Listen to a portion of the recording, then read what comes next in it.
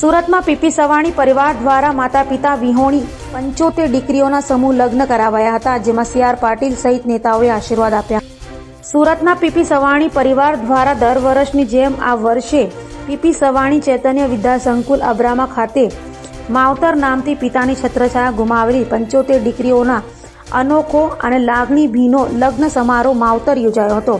સુરતમાં પીપી સવાણી પરિવાર દ્વારા 75 દીકરીઓના અનોખો અને લાગણી ભીનો લગ્ન સમારોહ ભાજપ પ્રદેશ અધ્યક્ષ CR પાટીલ સહિત અનેક મહાનુભાવો ઉપસ્થિત રહ્યા હતા અને નવ યુગલોને આશીર્વાદ આપ્યા હતા.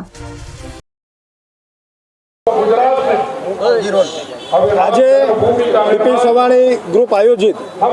માવતર લગ્નોત્સવનું આયોજન 75 દીકરીઓએ પ્રભુતામાં પગલાં દીકરી અને જમાઈઓએ ભગવાનની આરતી પોતે ઉતારી પોતે દીપ પ્રાગટ્ય કરી અને આ પ્રોગ્રામની શરૂઆત કરી. આજે આ પ્રોગ્રામમાં આવનાર તમામ જાનૈયાઓ, માંડવિયાઓ અને તમામ આમંત્રિત મહેમાનો,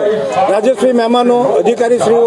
અને એમને તમામ લોકોને અયોધ્યા રામ જન્મભૂમિ નિમિત્તે દરેક લોકોમાં એક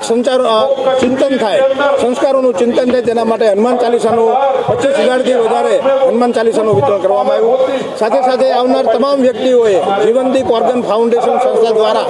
આ દરેક લોકોને 1 મિનિટનો શપથ લેવડાવવામાં આવ્યો કે તે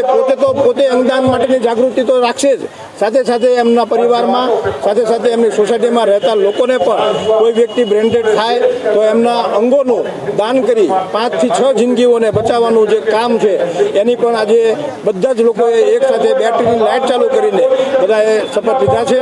આજના પ્રોગ્રામમાં અમારી 75 દીકરીઓ જ્યારે સાસરી સીધાવશે ત્યારે દીકરીને સાસરિયામાં શું કહેવું, કેવી રીતે રહેવું અને શું કરવું, અને વેવાઈઓને પણ અમે અહીંયાથી આશીર્વાદના રૂપે દરેક સામાજિક અગ્રણીઓએ, CR પાટીલ સાહેબ, ભારતીય જનતા પાર્ટીના અધ્યક્ષશ્રી, સુરતના મેયર એવા દક્ષેશભાઈ માવાણી અને રાજ્યશ્રી મહાનુભાવો, સાથે સાથે ધાર્મિક પ્રવચનોના જે ધર્મગુરુઓ છે તેમને પણ બધા લોકોને શિખામણો પાઠવી છે.